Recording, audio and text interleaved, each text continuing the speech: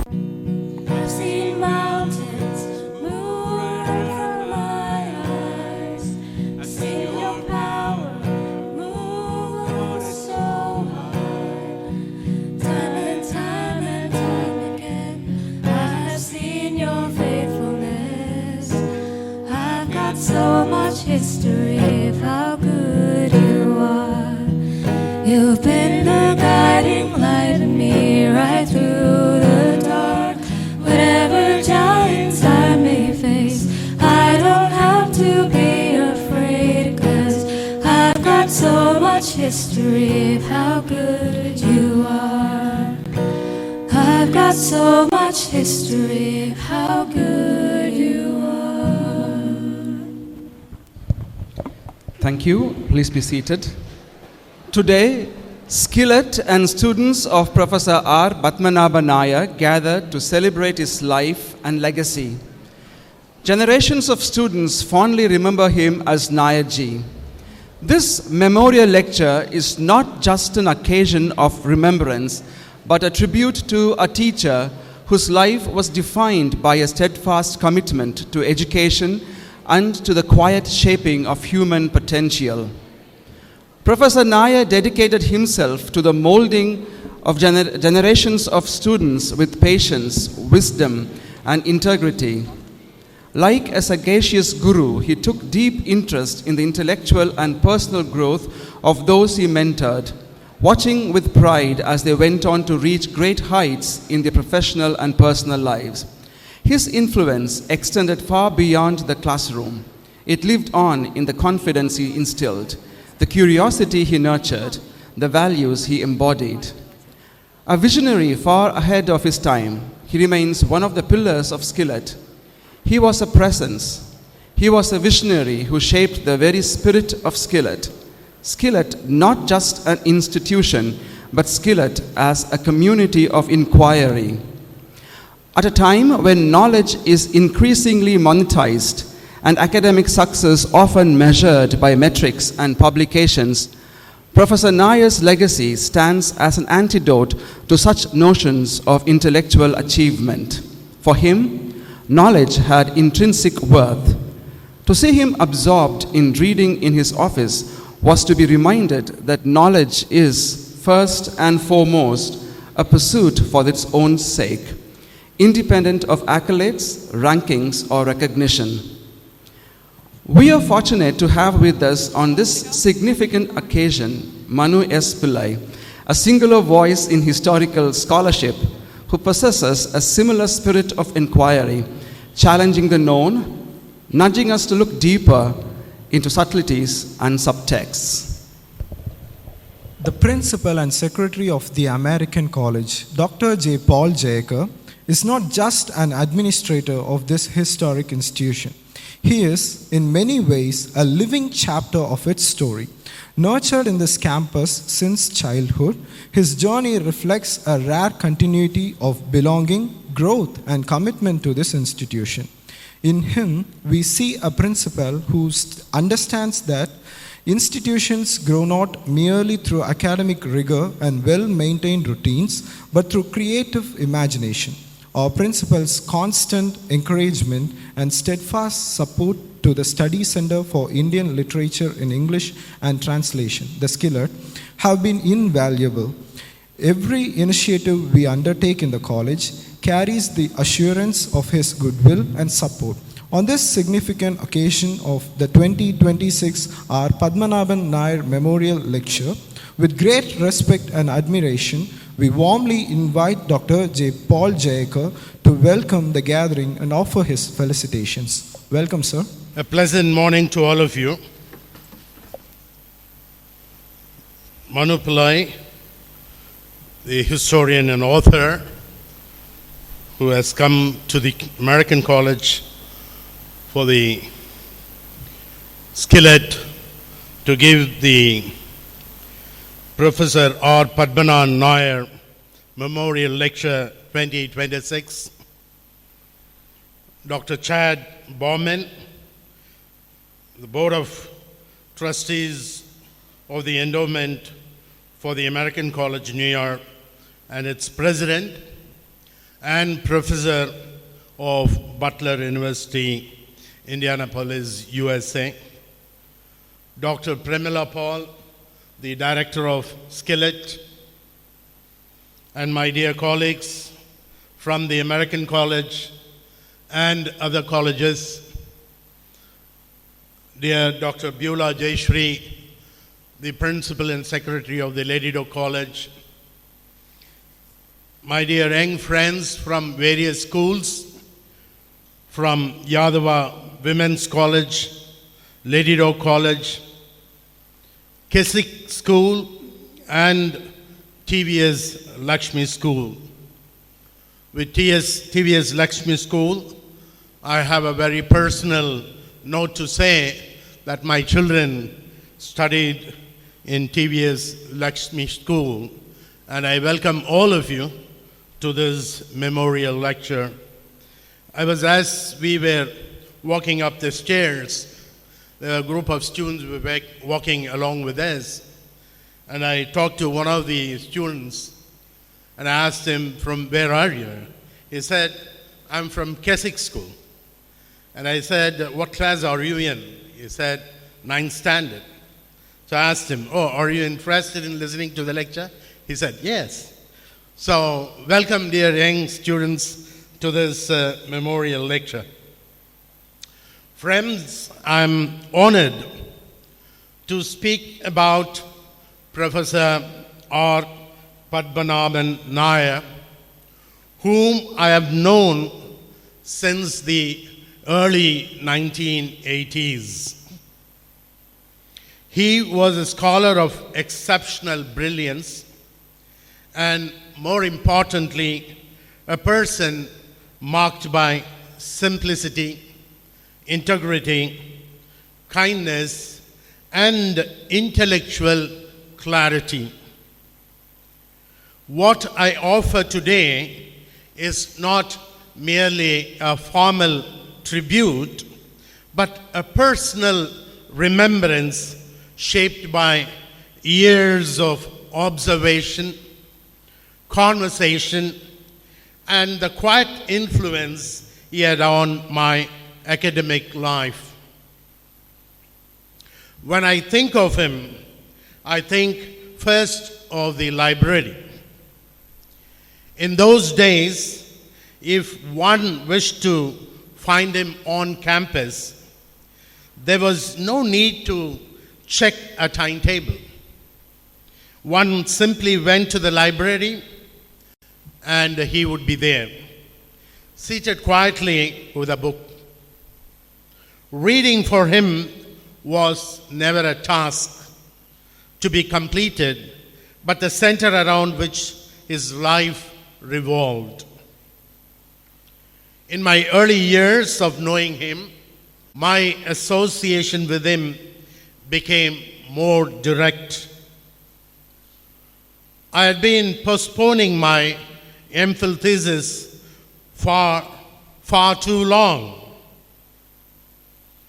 My father, Dr. Peter Jayapandian, the former principal and secretary of this college, who held Professor Nair in highest regard, would often remark, he knows almost all authors. That almost was comforting. The rest was intimidating. Eventually, I gathered the courage to visit him at his residence on the first floor of Palmwood on campus. I told him that I was working on Bertolt Brecht. I believe Dr. Beulah also would now recollect, because I also went to her and then for a discussion, and after a very long time I completed that thesis. But the meeting with Professor Nair was very, very important for me. So when I told him that I was working on Bertolt Brecht, I expected a brief acknowledgement. Instead, he began to trace Brecht's works, from the early writings to the major plays such as Mother Courage and Her Children, The Caucasian Chalk Circle, Life of Galileo, and the titles followed effortlessly. He also started discussing with me about the epic theater, political context, and the alienation effect with such clarity and ease. The works came to him effortlessly, each placed in its proper context. Listening to him was like watching a well-ordered catalog come alive. At one point, he suggested that I obtain a complete list of Brecht's works from the library. Friends, this was in 1993. The remark revealed how attentive he was to emerging academic resources. I left that afternoon with two clear thoughts. I had much more reading to do, and of course, I had come to the right guide. What impressed me most was not only the range of his knowledge, but the manner in which he bore it. His wit was precise and occasionally sharp, yet never unkind. I believe he never belittled anybody. He clarified. I do not recall hearing him speak ill of others. His graciousness arose from quiet confidence. As the head of the Postgraduate and Research Department of English, and later as the Dean of Academic Affairs, he carried substantial responsibility. He oversaw examinations, curriculum design, elective structures, and the academic frameworks across the various parts of the program. That time, I believe, in the college, it was about 2,500 students, with far few administrative layers than we have today. We have about 7 deans and additional deans to take care of the whole of the academic programs. Then we had only 1 dean. He was taking care of with his office. He discharged these duties with discipline, clarity, and calm efficiency. Even after retirement and after Dr. Paul Love's time, when he became the director of SCILET, he did not alter his habits. He continued to read steadily, remaining intellectually alert and engaged. Scholarship for him was not confined to designation or office. It was a lifelong discipline. Today, as I stand here as the principal and secretary of this beautiful institution, so deeply cherished by the people of Madurai and by its alumni, I feel a special joy in speaking about him. Institutions are sustained not merely by structures and regulations, but by the minds and character of those who serve this beautiful institution. Professor R. Padmanabhan Nair embodied both in full measure.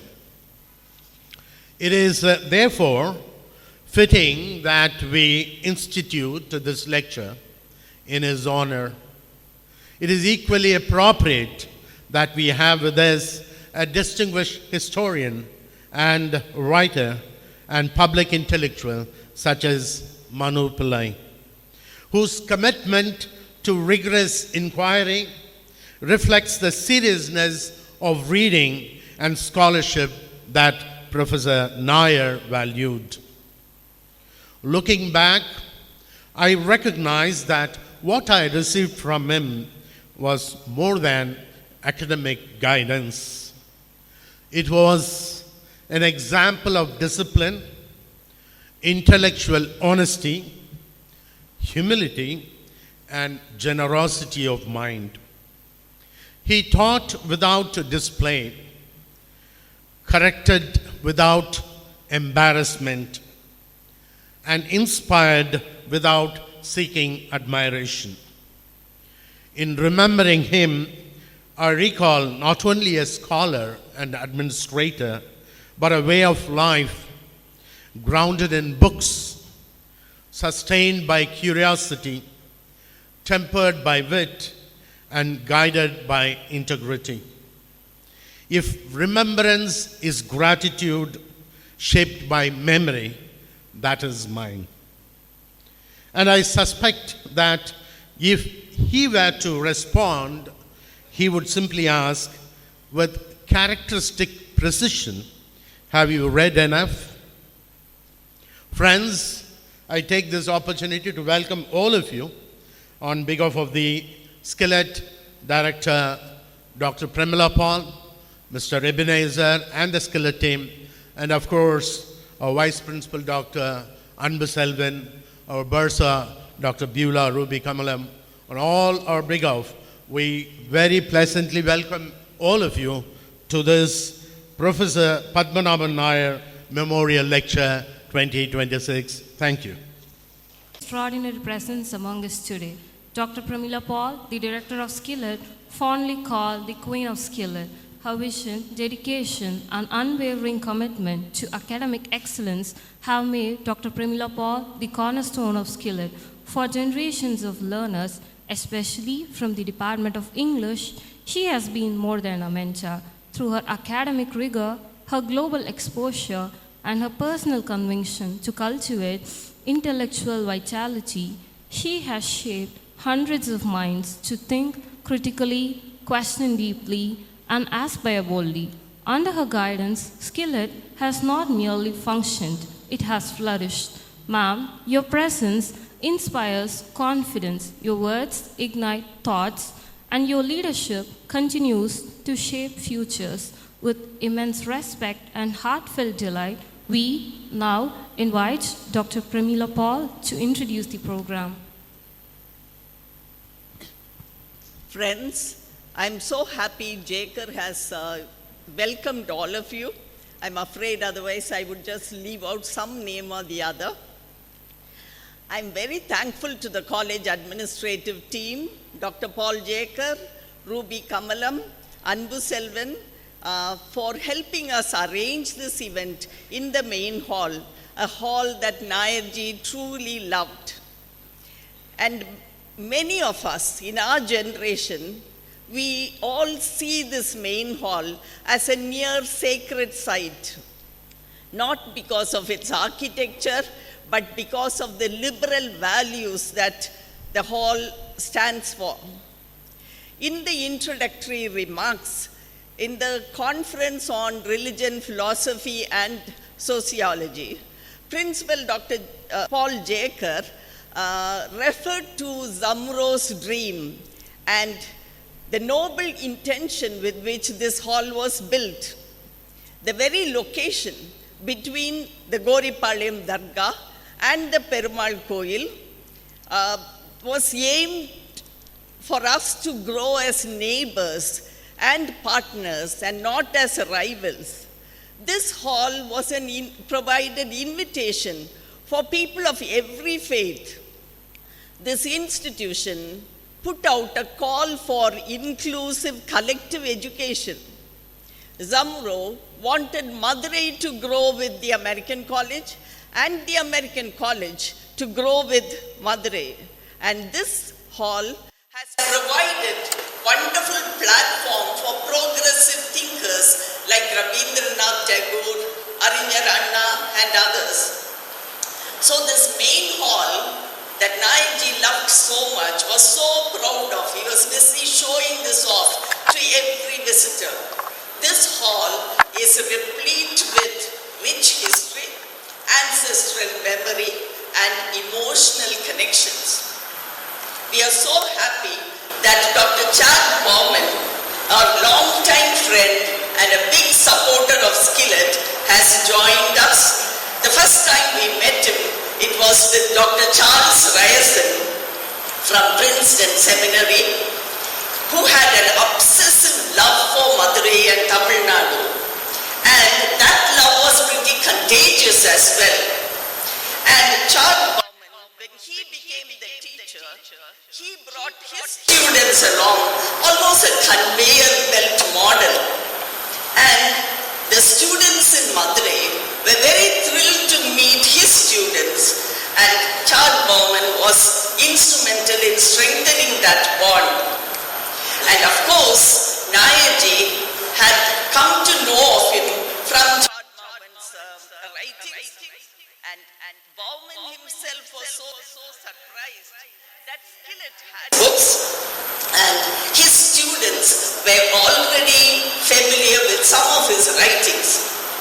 Nairji, Joel Timothy and Ganesh Babu had encouraged our students to read some of his works so that they could be ready with questions. And recently, we were all thrilled to read the review by the legendary former principal of St. Stephen's College, Valsen Tampu, write about Chad Bowman's book.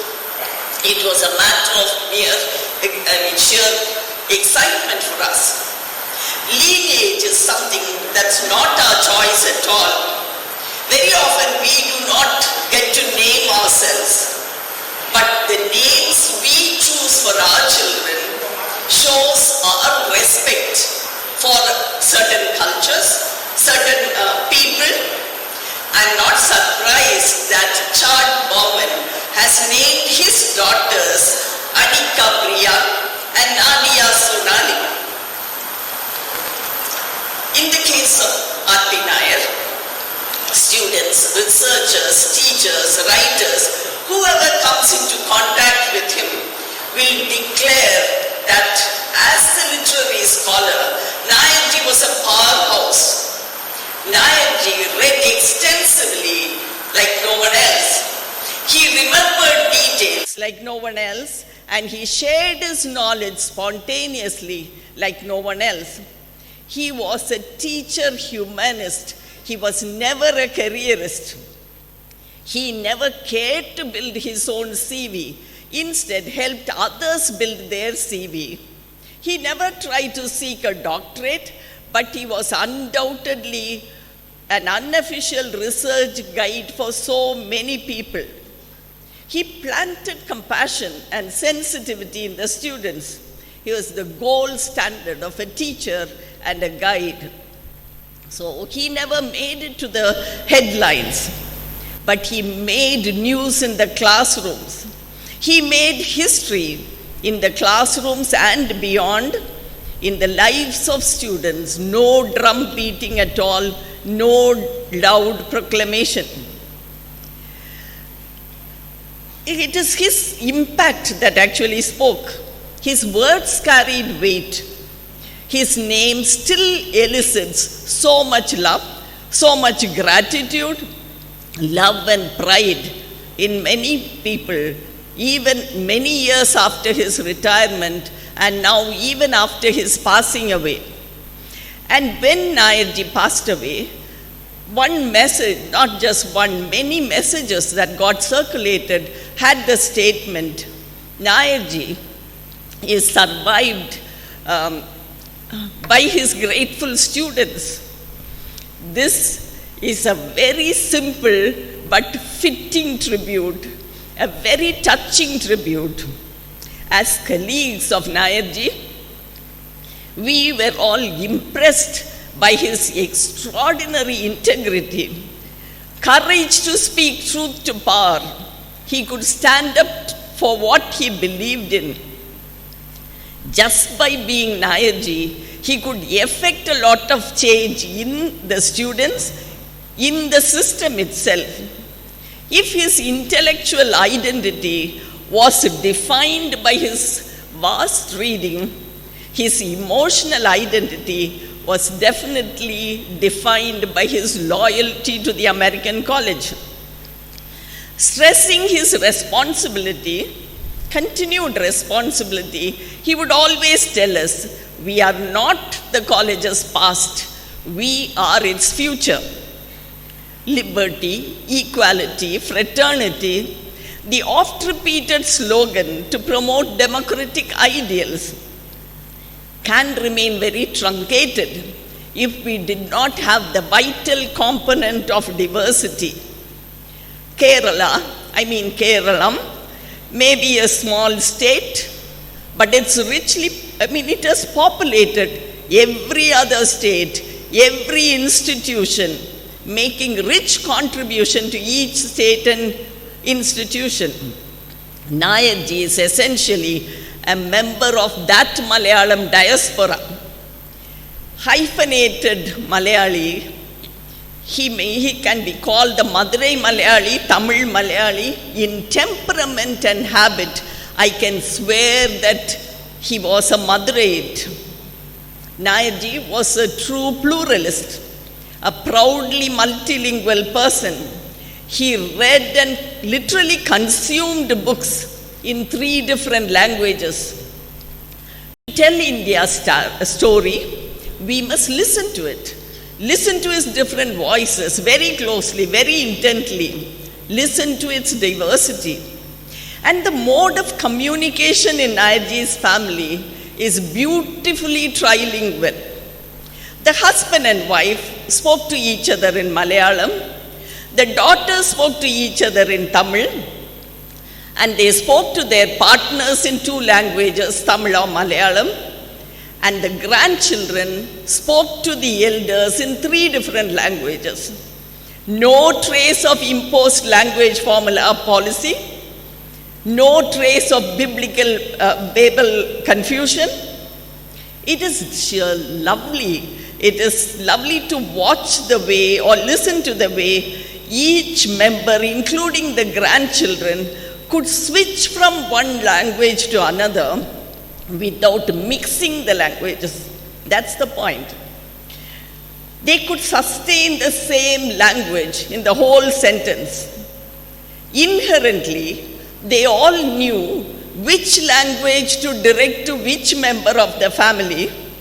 And I'm sure that this multi-mode communication exists in Manu's Pillai's family as well. He is a real Maharashtrian Malayali, another member of the proud Malayalam diaspora. SCILET is blessed with great friends, close friends from that diaspora and people still living in Kerala, starting with Kamaladas, who moved to Pune later, and she has visited us a number of times, sometimes to read her poetry to students, to interact with them, sometimes just to relax in Madurai. Sometimes even she has stayed for a stretch of 4 or 5 days. Once she stayed in the Lady Dock Principal's house, another time she stayed in Paul Love's guest house. I want to very briefly narrate a magical story before that story fades from my memory, from the memory of my generation. During one of her visits, she had turned quite feeble. Her legs were weak, but she had not grown one bit less naughty.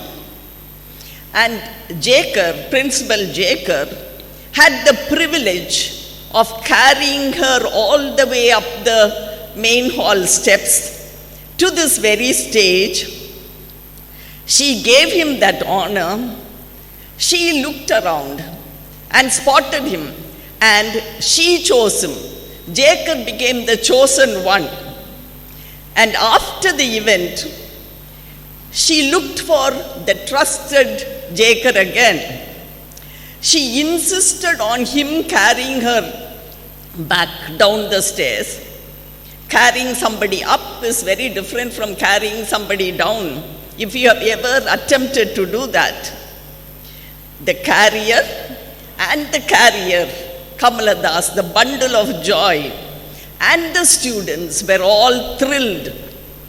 And that was the best part of our literary festival that day, the Kamala act, all the way up and all the way down. And Jaker definitely was at his best. That was a demonstration of his enviable chivalry. This is certainly not a campus fable, not a fabricated story which improves with every narration.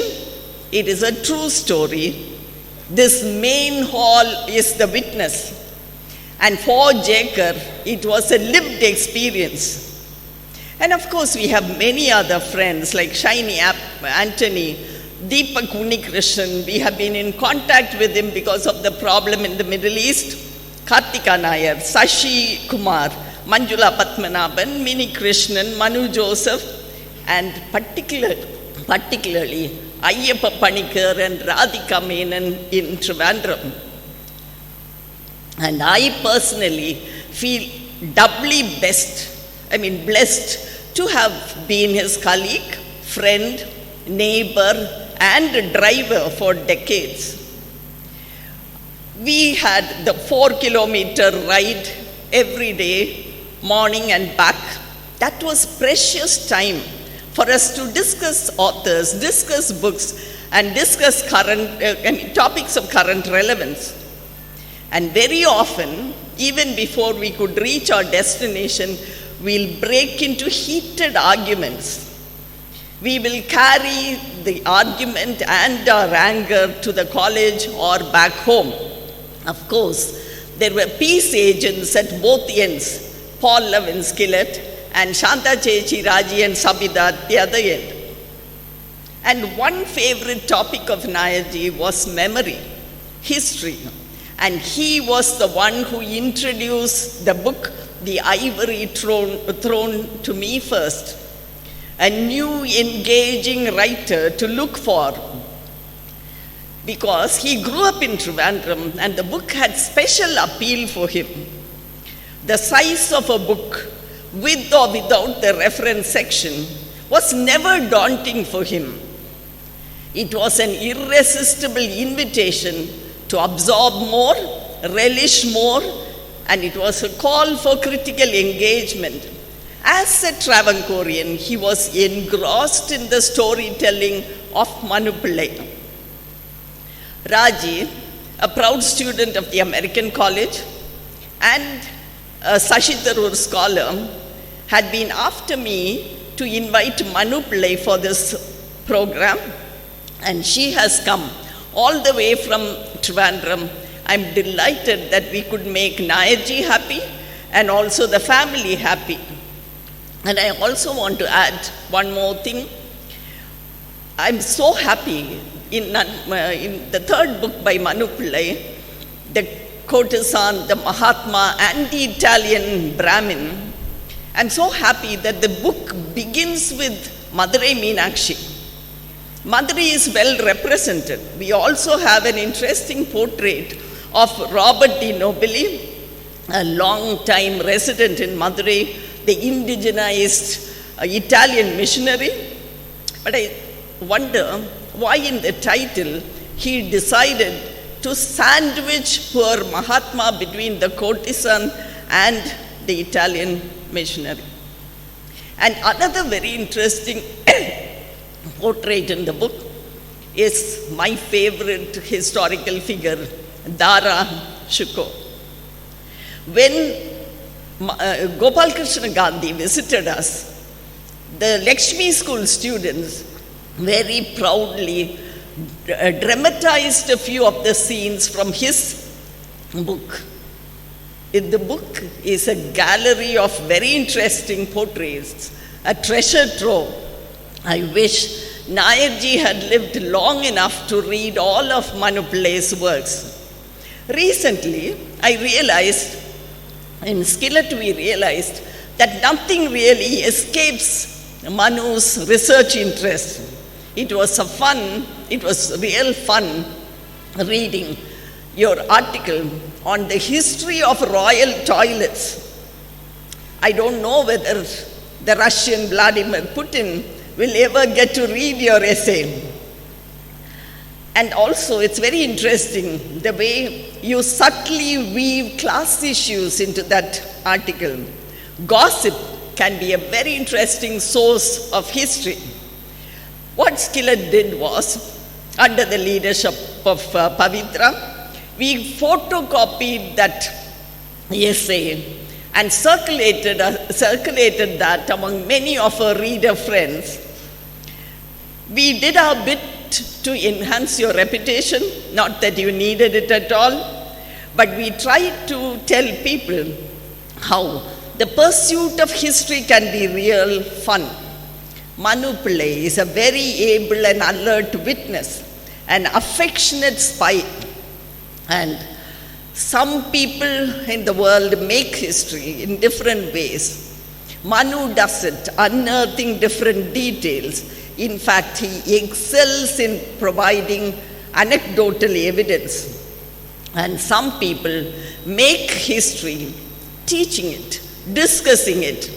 Nairji's legacy and credibility as a teacher and as an institution builder and humanist will endure for generations. I am very sure that Manu will understand our deep love and admiration for this master teacher, because his father himself, from my reading I could collect this information, his own father, Professor M.S. Pillai, was also a very revered teacher. He was a humble farmer's son who gave up his lucrative job. He moved from his consulting company to respond to his inner call to be a teacher. Unfortunately, he passed away doing what he loved the most, preparing a talk to address thousands and thousands of teachers in a conference arranged by MIT. Some are born to be teachers. M.S. Pillai was one, Nairji was another. Thank you very much for your patient listening. Thank you, ma'am, for introducing the program. Dr. Chad Bauman is a reputed India scholar and an inspiring teacher. His love for India is infectious. Students who have come under his spell have taken up India studies seriously to build their academic career. In 2017, Dr. Chad Bauman had given our students a memorable time interacting with them, exploring the cultural sites of Madurai.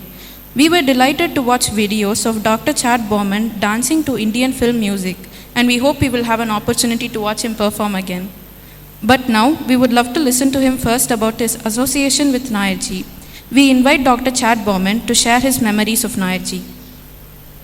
Many thanks to Dr. Padmanabhan and to SCILET for inviting me to be part of this event. And thanks for the kind introduction as well. And it's truly an honor to be on this campus, which I consider my home away from home when I'm in India. And it's also an honor to be introduced a little bit earlier by Dr. Padmanabhan, who is in the pantheon of my favorite people in India. I first met Nairji in 1998 as Dr. Premila Paul said, when, as a young graduate student, I came to India on a 3-month study tour. When I surveyed our travel agenda before our departure, I was confused as to why the organizer, Dr. Charles Ryerson, who had come to American College as an Oberlin-Shanxi representative from 1955 to 1958, would include a visit to SCILET and American College among our visits to far more famous spots like Tirupati, the Ghats of Varanasi, the Taj Mahal, and what became my favorite temple of India, Madurai's own Sri Meenakshi. As soon as we exited our rickshaw, however, and left Madurai's busy streets for the peaceful and tree-lined lanes of American College, it all made sense. Even more so when my travel companions and I were introduced to the lovely people who managed SCILET, among them Nairji. I'll admit that I didn't get to know him that well on my first trip in 1998. I was a young student, and I felt a bit intimidated, to be frank, talking to scholars with the great knowledge and erudition of Nairji. However, I did connect very strongly with his personality. I had just lost my grandfather at the time to cancer, and my grandfather was the person who inspired in me a love of books and learning. A picture of me sitting on my grandfather's lap in his study, surrounded by his many books, is one of my prized possessions. Nairji reminded me so much of my grandfather. Like my grandfather, Nairji had a love of learning, a deep and endless curiosity, and a desire to connect to other humans across cultural divides. And also like my grandfather, Nairji's eyes would twinkle mischievously when he managed to draw you into a debate or when he knew he had said something provocative. I was raised by Mennonites and Amish folk in the United States state of Pennsylvania. You might have heard of them. The Amish are the quirky Christians who drive horse-drawn buggies instead of cars. The Mennonites and Amish love using a word that most people outside of Mennonite and Amish communities have never heard of, and that word is ornery. Has anybody here heard of the word ornery?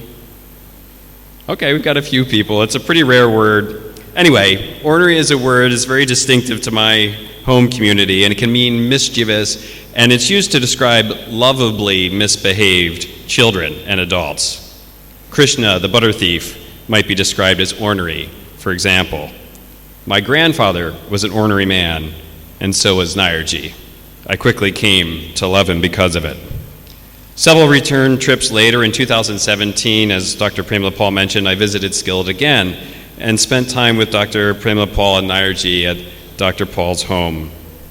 It was one of the most pleasant evenings of my life. Our conversation under the dark and heavy Madurai sky was wide-ranging.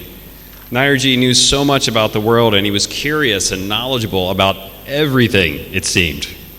We talked about literature and about politics in the United States, which were at that time in 2017 starting to get, shall we say, spicy. In that conversation, I witnessed that twinkle in his eye again, which made me remember why I loved him so much.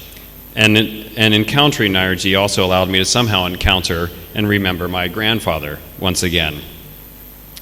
I never got to see Nairji alive after that trip, which I regret, but count me among the many people in this world on multiple continents who were touched by this man.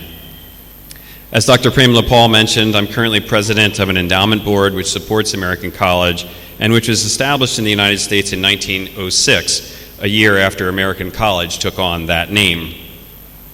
Many of the contemporary members of our endowment board are either former American College students or Americans who came to American College as part of the Oberlin-Shanxi exchange program. Many of them wish to participate in today's memorializing of Nairji, and so I'm going to share some of their thoughts. Dr. David Dix, who lived here at American College in the 1960s as part of the Oberlin-Shanxi exchange, knew Nairji for 6 decades. He met Nairji when Nairji was a young residence hall advisor and remembers his dorm room being stacked full of books in multiple languages. Dr. Dix also spent time with Nairji while Nairji was living in New York City and was constantly overwhelmed with how intuitively Nairji understood American politics in the civil rights era. And of course, Dr. Dix, like all of us, appreciate the monumental role Nairji played in establishing and building SCILET into the impressive institution it has become. Another member of our board, Gavin Tritt, is a frequent visitor to American College and currently directs the Oberlin-Chauncey Exchange Program from the Oberlin side. He speaks glowingly of the incredible impact Nairji has had on generations of Chauncey scholars dating back to 1950s. Like Dr. Dix, Dr. Tritt was astounded by Nairji's understanding of American social and political dynamics, and especially of African American jazz, literature, and life. Dr. Tritt remembers Nairji as always kind, a thoughtful friend and mentor, a generous partner, and a giving intellectual guide. Nairji was a consummate teacher of the very best kind. We remember him then with fondness and gratitude and continue to benefit from the legacy of what he built here at American College and the relationships he built with others around the globe. I look forward to savoring his memory during this afternoon's lecture, and I couldn't be more pleased and honored to be able to visit American College for this particular lecture. I've been an admirer of Manu Pillai from afar for a long time, and some of our academic interests overlap. If those of you here today are even half as interested in his lecture as I am, therefore, he will have an attentive and appreciative audience. Thank you so much. Thank you, sir, for your wonderful recollection. We bring to you a 5-minute video prepared by Dr. David, a distinguished alumnus of the English department, and Bhavitra ma'am of SCILET to introduce the program.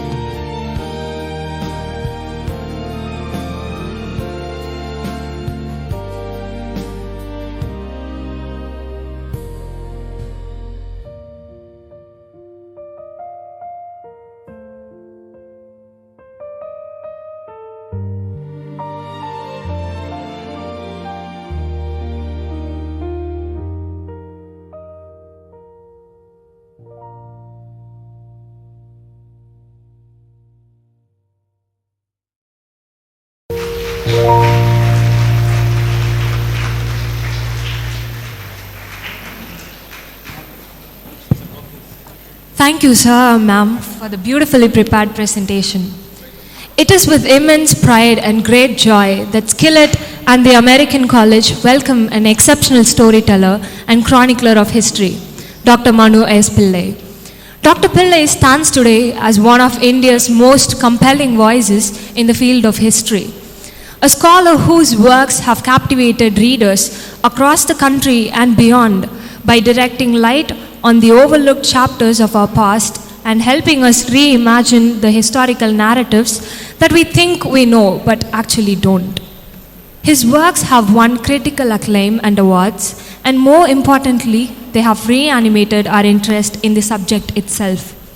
Dr. Pillai's scholarship is unique in its ability to blend meticulous research with a storyteller's imagination, inviting us to engage with history not as mere dates and events, but as living experiences shaped by power, culture, conflict, and human aspiration.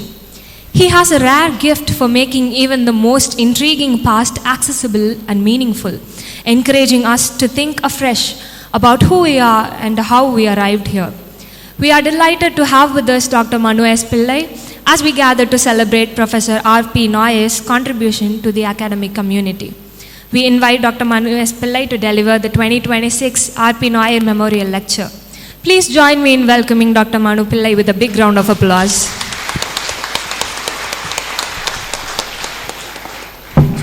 Thank you very much for that. I was going to begin by thanking Principal Jacob and Dr. Pramila, etc., but I'm going to start now by thanking whoever put together the social media pictures. Someone from your young people here, I think, went and looked through my Instagram and social media and found all those rather amusing pictures, but well done for effort. It made me chuckle on a hot Monday morning. Speaking of that, thank you again for being here. It's a working day. I know there are several people from the medical fraternity and the professions in Madurai who've made time to be here. That's very kind of them. Thank you, Professor Pramila Paul, for inviting me to start with. We had a lot of back and forth trying to figure out a date, but I'm glad to finally be back in Madurai after 9 years. It's been a very long duration, but I'm happy to be back. Principal Jacob, thank you for hosting me. Dr. Chad Bauman, I didn't know he was going to be here, so this is a very pleasant surprise. In my latest book, Gods, Guns and Missionaries, he's in the citations. So it's a particular signal honor, as they say, to be able to share some space with him. And of course, Mrs. Nair and Professor Nair's daughters. I'm very grateful for you being here today, and I hope you'll enjoy the talk as well. So, you know, when they invited me for this talk, I was wondering what to speak about. I'm not the usual lecture-giving type. I prefer conversations and interactions. So I thought, let me try and make this as interesting as possible by not necessarily going into too many nitty-gritties, but perhaps trying to bring history alive by demonstrating to some of you, especially the younger kids here, that, you know, history isn't just about the facts and figures and the dates and the texts that we read. There's actually a whole lot more in the past, and that the past exists in various avatars around us. And this presentation in some ways is proof of that. So I'm beginning with this particular image. It's an 18th century painting, and it depicts the first British Governor General, Warren Hastings, at the court of the Nawab of Awadh. Now normally when we think of colonialism, you know, we think of British armies, we think of officials, we think of power, we think of wars. Those are the kind of images that come to mind. But the reason I chose this image is because politics occurred in various ways in the colonial period, just as today politics occurs in various ways. We have politicians who fight over how big their images are in political posters. You know, why is person X got a bigger, you know, face on a poster compared to politician Y? People get very, very anxious about these things. And if you look at this picture closely, you'll find that Warren Hastings is the man seated in white with a little plait of hair, the bald gentleman, and he's seated on the floor. But there's one particular element to this painting, which is that Warren Hastings is not wearing shoes in this picture. He's only got his stockings or his socks on. There are no shoes on.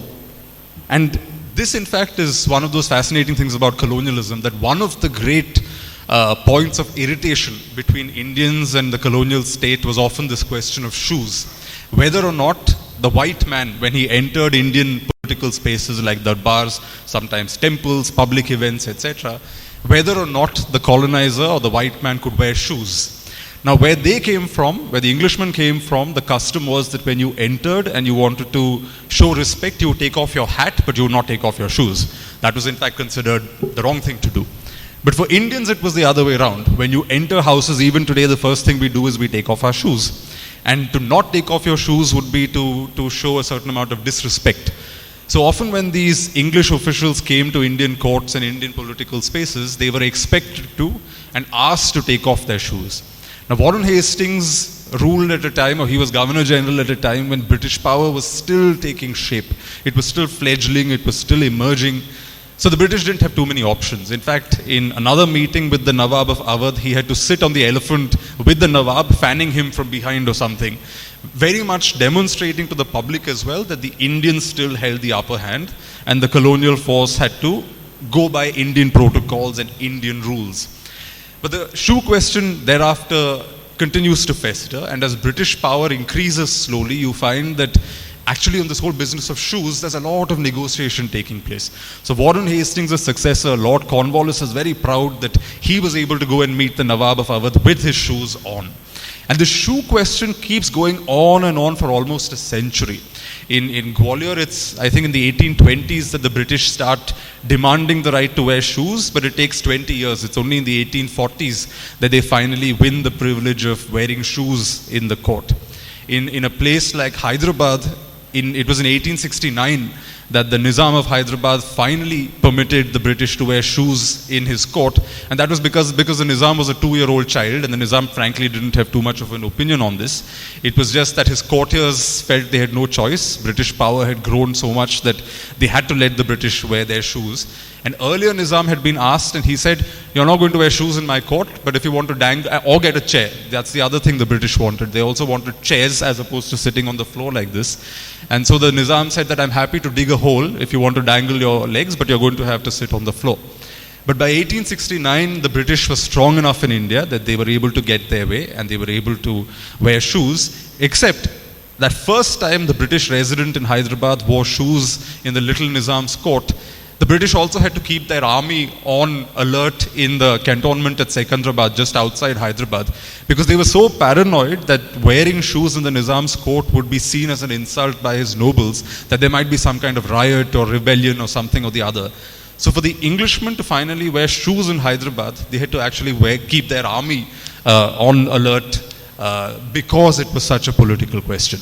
So painting like this, at one glance, is a darbar scene. It shows you a group of people in a political meeting.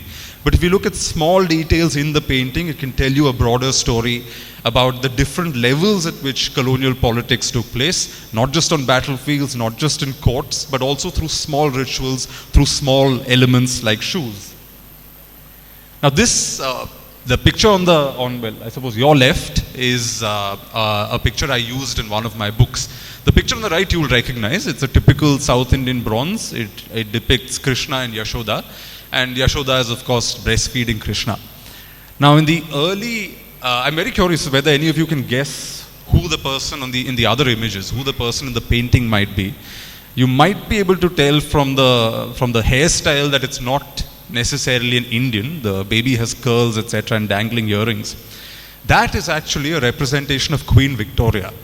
Now, by the 1830s, Queen Victoria was slowly becoming a familiar figure in Indian politics. People knew that the British were ruling India. They knew there was an English queen back in Britain, and they recognized that, okay, there's this lady. In fact, on top of the painting, I don't know if you can see, there's an inscription on top that says in Devanagari, Victoria Maharani. That's how she's been described in this. Except that in the 1830s, nobody had actually seen Victoria. There were no actual images of Queen Victoria going around in India. So an artist in Rajasthan had to imagine Queen Victoria. Now he knew that at that time Queen Victoria had a daughter, the Princess Royal. That is why there's a female child with dangling earrings and curly hair in the painting. But equally, the artist appropriates the Yashoda Krishna motif of a mother breastfeeding her infant and applies that to Queen Victoria. So suddenly you have this very strange East meets West kind of colonial image of Queen Victoria breastfeeding an infant. And you can be very assured that if Queen Victoria ever knew that there was a picture of her with her breasts exposed, she would not have been terribly happy.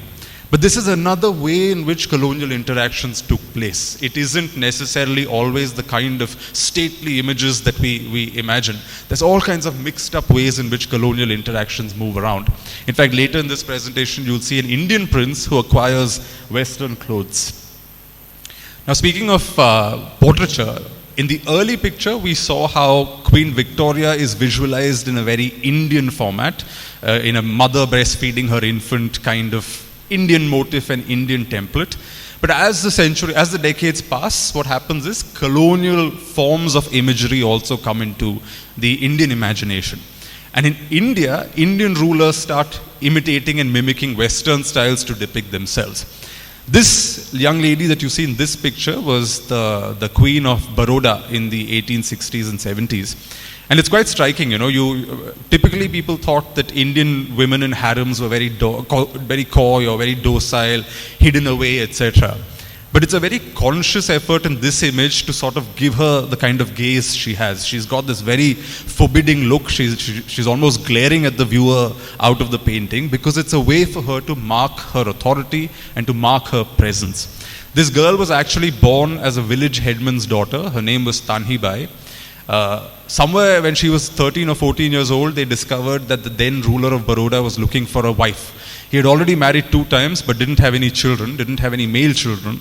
And apparently he thought, okay, let me try a 3rd time with a new wife. And he had the money and the status, and he was looking for a bride from a suitable family. So although her father was only a village headman, he came from the right kind of bloodline. And for that reason, Tanhibai was chosen and she was sent off to Baroda. When she came to Baroda, for the 4 or 5 years that she was married to the Maharaja, she didn't have any children. But then when she was 17 or 18, the Maharaja dies. Now, typically you would find that the Maharaja had a brother alive and the brother would therefore succeed because the Maharaja didn't have any children. But there was this thing where the British often complained that in Indian princely states, if a ruler died without heirs, without any living heirs, you immediately discovered that several of his widows would declare themselves pregnant, overnight. So many years they were not pregnant, but now suddenly they were pregnant. Because it isn't just about the pregnancy, it's also a way to keep the Englishman at bay. It buys 9 months of time for the Indian court to figure out how to handle the situation, how to sort of manage potential encroachment by the colonial state into their power, into their domain. So true to form, Tanhibai, who's by now renamed Jamnabai, Maharani Jamnabai, she declares herself pregnant. Her brother-in-law has everything to lose because if she gives birth to a male child, the brother-in-law doesn't get to rule. So the brother-in-law says, no, this is a bogus pregnancy, it's an illegitimate pregnancy, etc.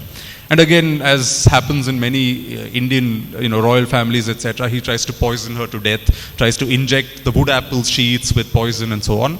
She's even cleverer. She starts cooking her own food. She starts sleeping with a dog tied to her bed.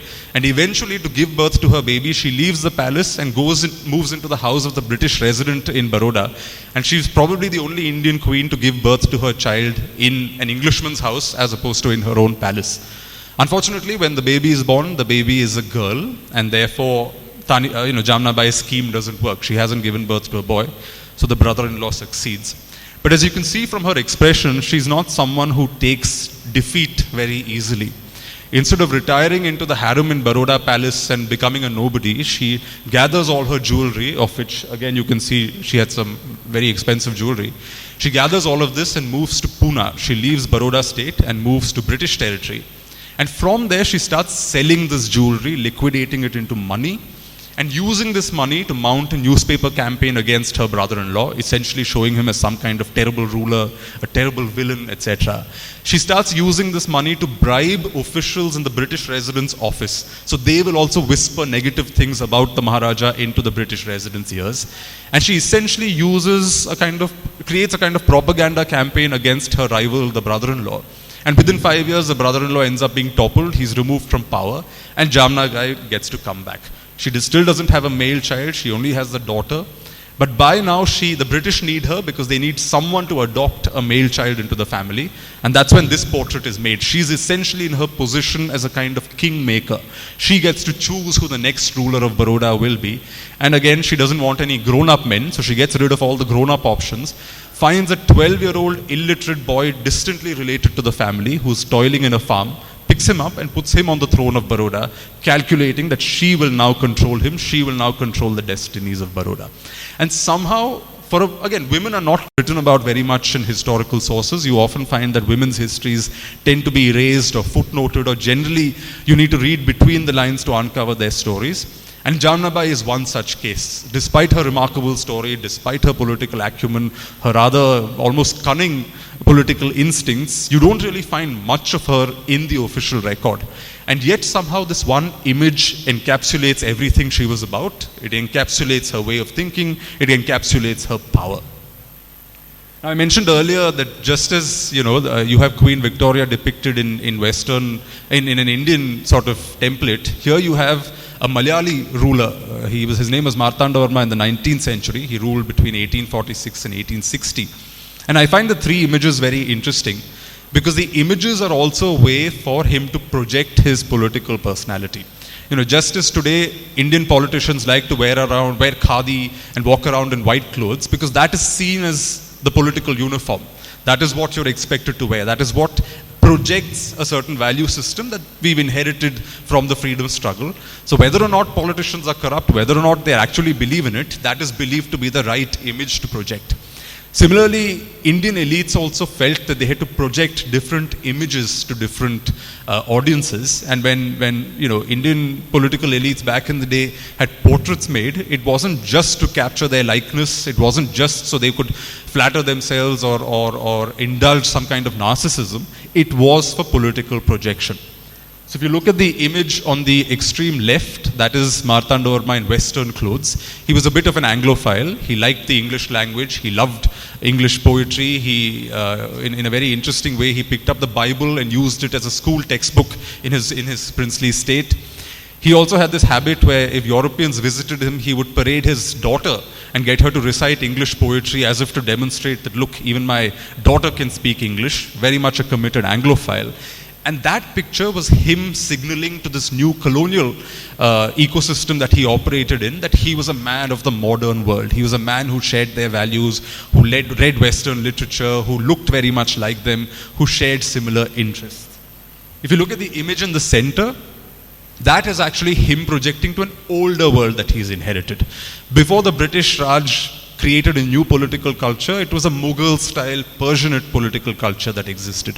So the Persian language is the language that they used for diplomacy. It was in Persian that even this Malayali king wrote to the British governor sitting in Madras. Persianate culture was valued in that particular segment of Indian society. So true to that tradition, he also got himself painted in Persianate robes. Normally Malayalis don't wear this. Like Tamilians, we wear a veshti or a munda, and that's all the ruler usually used to wear on a daily basis. But that middle image is him signaling to Mughal era elites. It's him signaling to the Islamicate political culture that existed in India that he's part of that culture as well. So he's part of the colonial ecosystem, and hence image number one. He's part of the Persianate ecosystem that existed before, so image number two. And the third is his local domestic audience in Kerala. So true to that political culture, he's just got a munda around his waist. The upper body is left bare. Like many an Indian today, he's flaunting his pot belly with some pride. And that is the traditional miniature that is painted in Kerala. Because to the Malayali audience, he was a local Keralite king. He was called Padmanabhan Nair because the Travancore rulers ruled as vice regents or servants of Lord Padmanabha Swami. And this is what they call temple attire. This is the attire you wore as Padmanabhan Nair. So the same ruler actually has three different hats. The Persianate hat, where he's a vassal of the Mughal emperor. The English hat, because he's quite practically now under the thumb of the British. But also his local audience and local culture as Padmanabhan Nair. And you see all three reflected in these three different forms of self-depiction of one single ruler. Very much like politicians today, in different settings you acquire different uniforms. Speaking of uniforms, you will recognize the two figures in this. One is, of course, B.R. Ambedkar. The other is Mahatma Gandhi. Now, Mahatma Gandhi famously, he was trained as a barrister, he studied law, he went to England, wore three-piece suits, even attempted dance lessons to, anglicize himself. But at some point along the way, he realized that the freedom struggle was about anglicized elites sitting in these Western-style drawing rooms and talking in English about nationalism. It wasn't reaching the masses. And in order to make the nationalist movement much more appealing to the ordinary people, he believed that he had to speak the ordinary man's language, but also look like the ordinary person. So Mahatma Gandhi, from a nationalist prism, did this thing where he discards the Englishman's Western-style suit and prefers to wear the ordinary peasant and farmer's loincloth. That's why Gandhi's statues always show him in the loincloth. The shawl that you see on his upper body, that statue is from England. That's where he wore the shawl. There's a famous instance where he went to meet the King of England, and someone said, maybe you shouldn't visit the king wearing a loincloth. And Gandhi refused to wear anything else. He said, I'll just cover my upper body with a shawl, but I insist on going in my loincloth. And when he came back from the meeting, someone asked him how it was, meeting the king in a loincloth. And apparently, Gandhi said that the king was wearing enough clothes for both of us, so it's fine that I went wearing a loincloth. So from a nationalist prism, for Gandhi, discarding the suit and wearing the loincloth was about making a point, both against the British, but also to his own audience within India. It was about drawing more people into the fold by becoming a kind of leader they could recognize. But for Ambedkar, it was different, because from Ambedkar's point of view, as a Dalit man in India, his ancestors were only permitted to wear the loincloth. For them, the loincloth was a mark of their subjugation and oppression. So for Ambedkar, wearing the suit was a mark of achievement. Wearing the suit was a signal to people that even a Dalit born in an inferior caste, as it were, can aspire to status, can aspire to dignity. So the same suit that from a nationalist prism looks like an Englishman's attire that Indians should not wear, from a caste prism looks like something that lends dignity. Which is why Ambedkar is always depicted in a suit, and both are equally possible at the same time. From Gandhi's nationalist perspective, the suit looks like a bad thing, but from a caste-based perspective, the suit ends up becoming a sign and a symbol of empowerment, a symbol of mobility, and a symbol of assertion against caste-based norms. And that is why the imagery still continues like this. And as images also change, as I said, the London statue of Gandhiji has a shawl covering his upper body. Indian statues usually don't. In Indian imagery, he's left bare torsoed.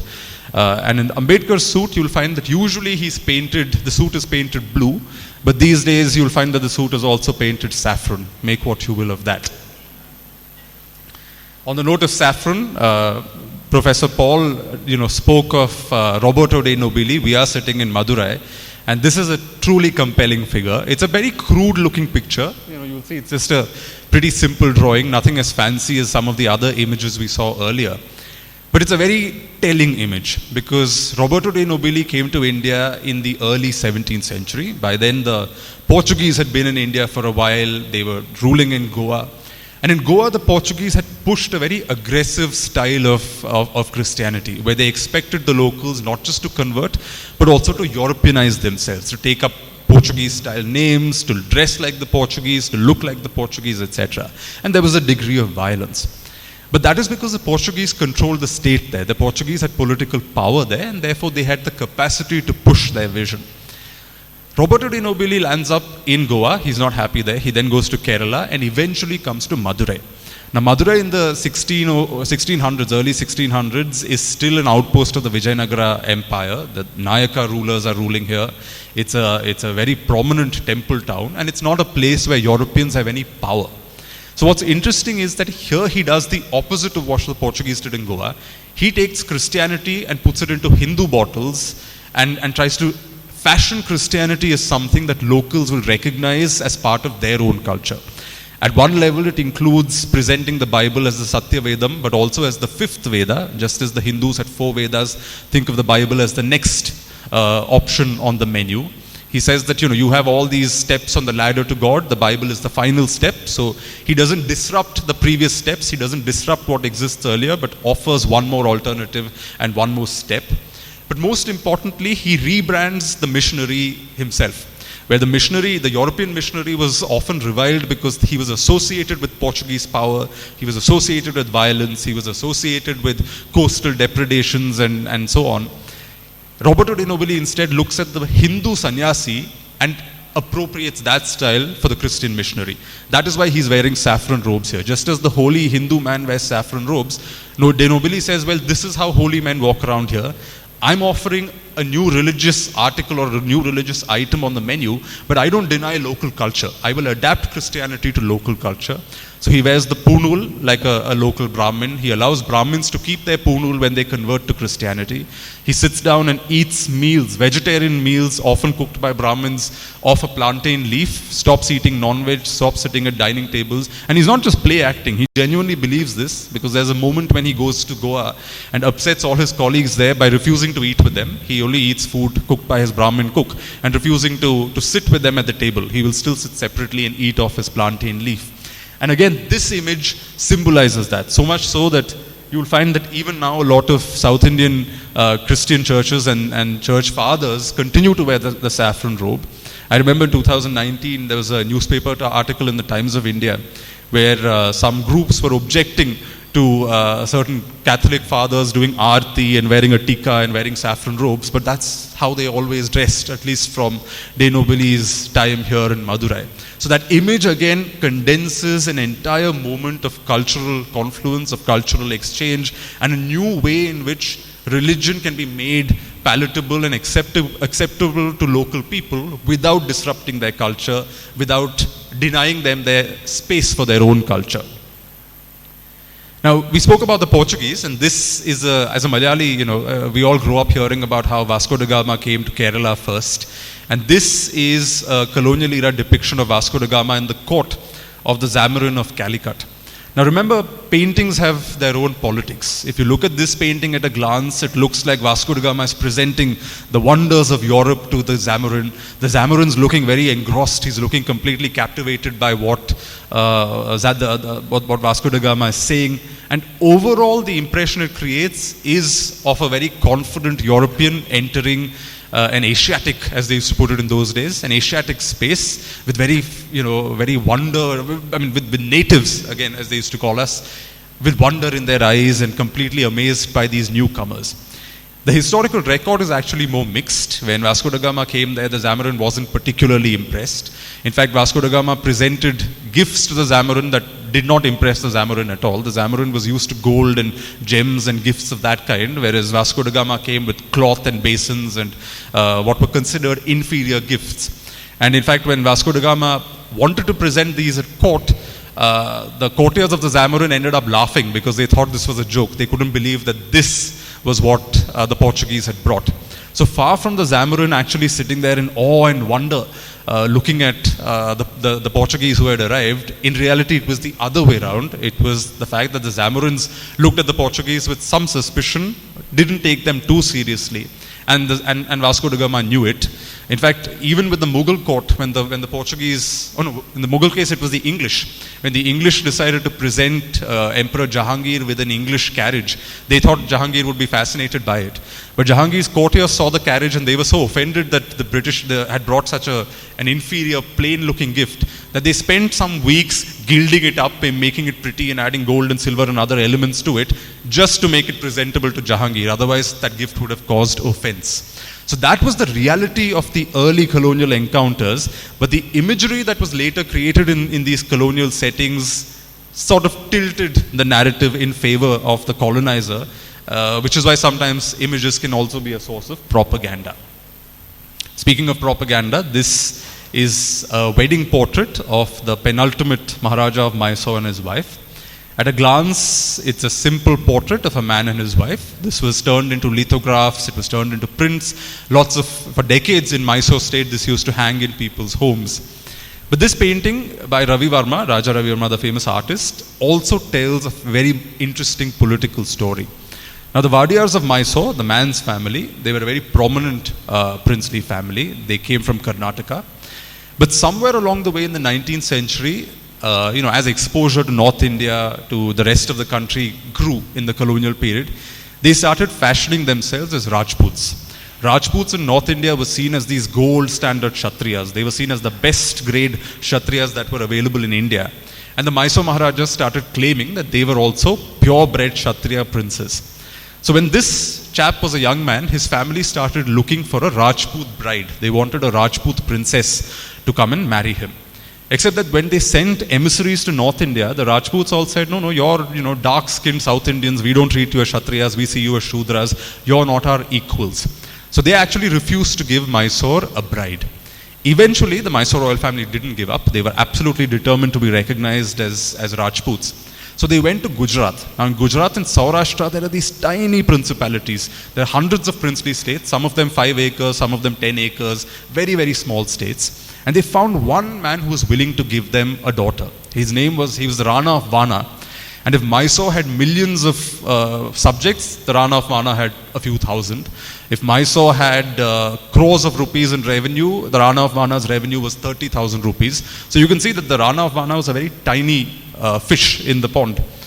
But he had Rajput blood, and that's what the Mysore family wanted. So they imported the Rana of Vana's daughter and installed her in Mysore as the Maharaja's wife, and that's the lady you see in the picture.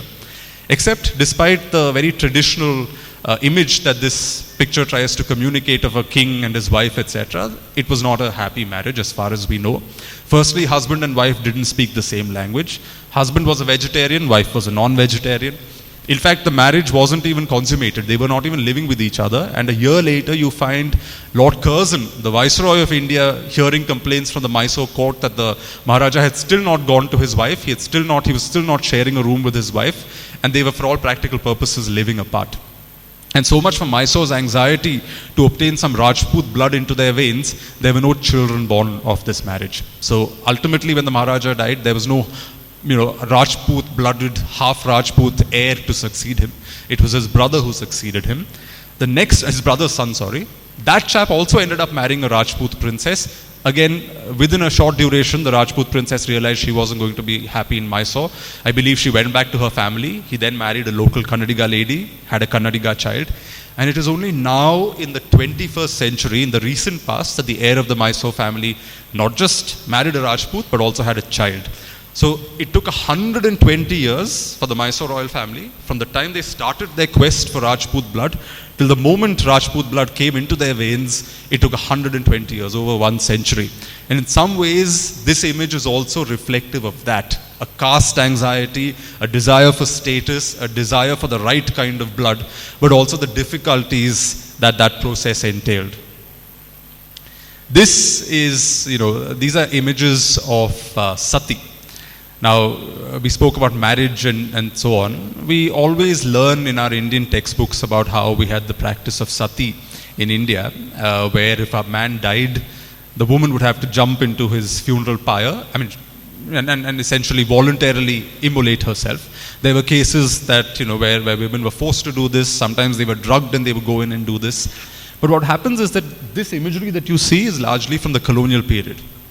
And as I mentioned earlier, images have their politics, images tell certain stories, and these images are also not devoid of that politics. Because in the colonial period, there was this whole narrative that why did the colonial state exist in India? India had its own rulers, it had the Mughal Empire, it later had the Marathas, there were powerful rulers in the south, in Vijayanagara and so on.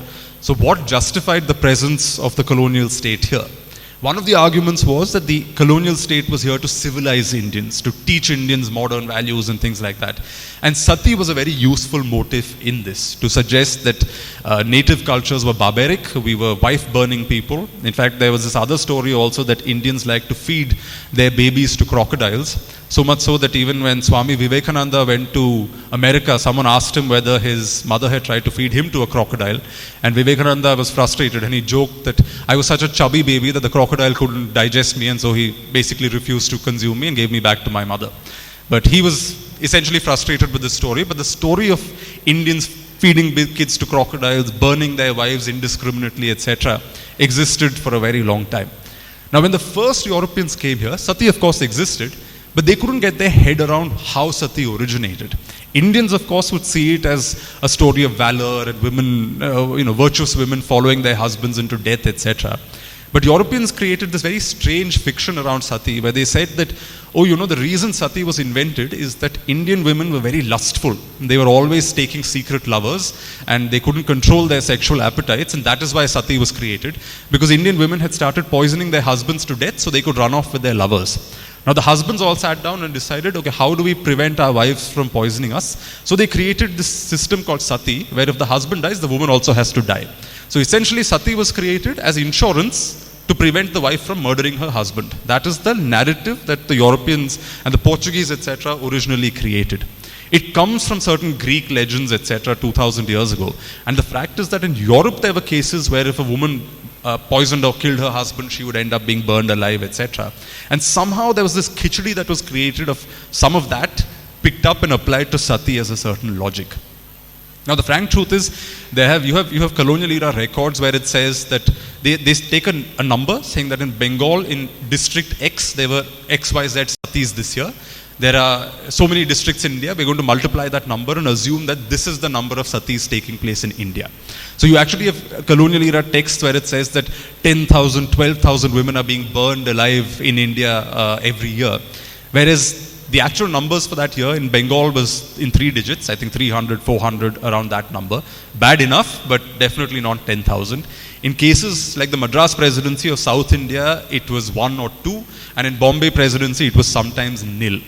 In fact, in where I come from in Kerala, sati was actively outlawed. Firstly, a lot of Malayali upper caste groups were matrilineal. In the matrilineal system, the husband came to the woman's house, and there was even polyandry. So a woman could be married to 2 men if she wanted.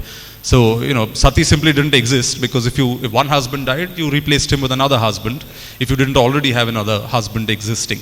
So there was no question of sati there. In fact, in 1813, when a Tamil lady in Kerala wanted to commit sati, the Queen of Travancore said, well, if you want to commit sati, you may, but you can't do it in my territory. I'll escort you to Tamil Nadu, and then you can cross the border and burn yourself there, but you can't burn yourself in Kerala. In Malabar, we have a similar case, even under British rule, where again an immigrant who came in through Palakkad, or the border between Tamil Nadu and Kerala, wanted to burn herself. And again, the local people raised a huge hue and cry saying that sati has never been practiced here. And again, they said, we are willing to sort of escort you to Coimbatore. We'll take you to Coimbatore and you can burn yourself there, but you can't burn yourself in Malabar. So the reality of sati is a lot more complicated, but images like this were circulated in European journals and publications in the early 19th century, partly to justify the whole civilizing mission of the colonial state. Was it true that India had customs like this? Of course it did. But what happened is there was an exaggeration.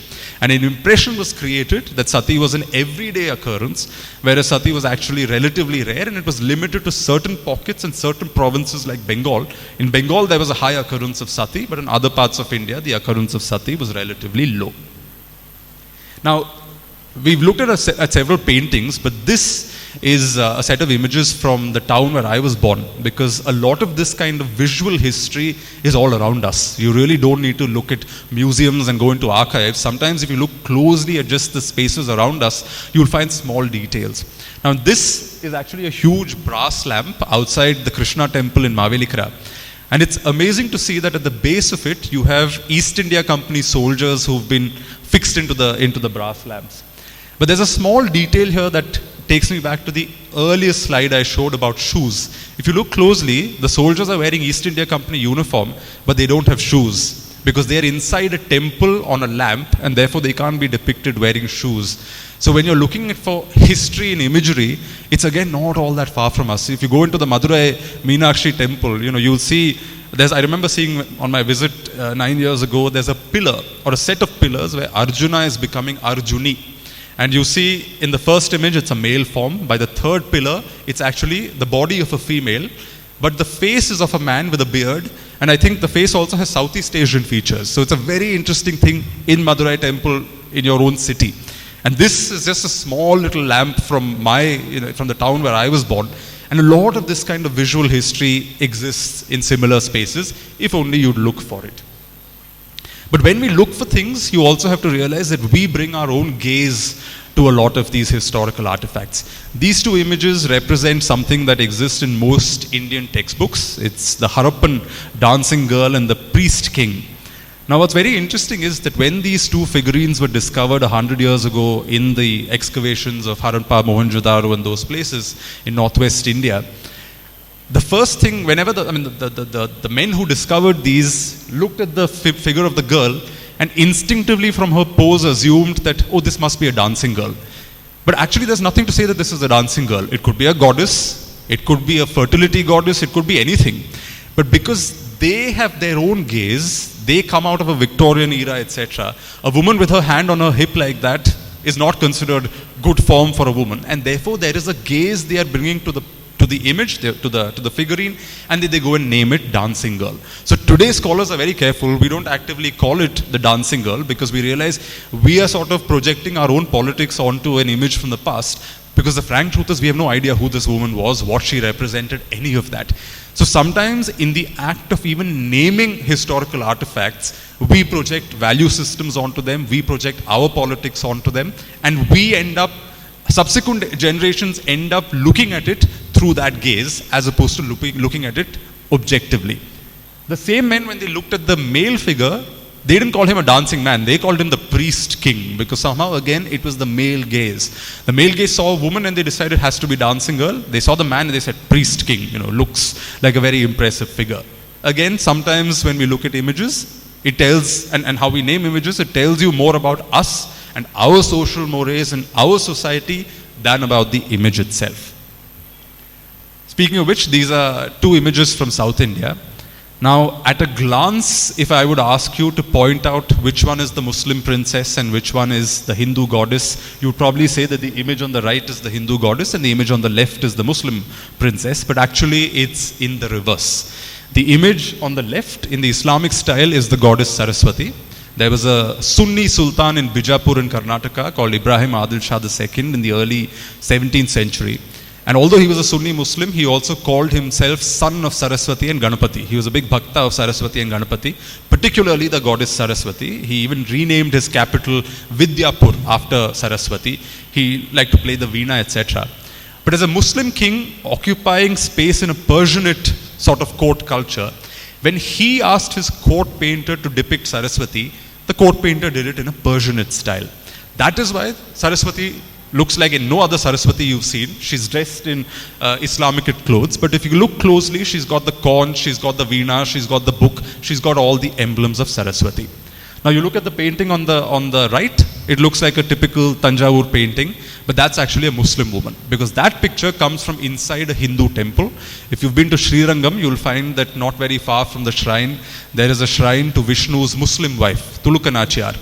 And Tulukanachiyar is supposed to have been this Muslim princess from Delhi who fell in love with Vishnu of Srirangam. And she came all the way to Srirangam from Delhi to essentially be with him. But when she got there for various reasons, she couldn't find him. She collapses and dies. At which point, Bhagavan says, bring her into the temple and install her as Tulukanachiyar, my Muslim wife. In fact, I'm told that even now, if you go to Srirangam and you're there during the Siveli and so on, when the Bhagavan is brought out for his procession, when he goes to Tulukanachiyar's shrine, he is dressed in a lungi, because back in the day, the colorful lungi was seen as the Tamil Muslims' costume.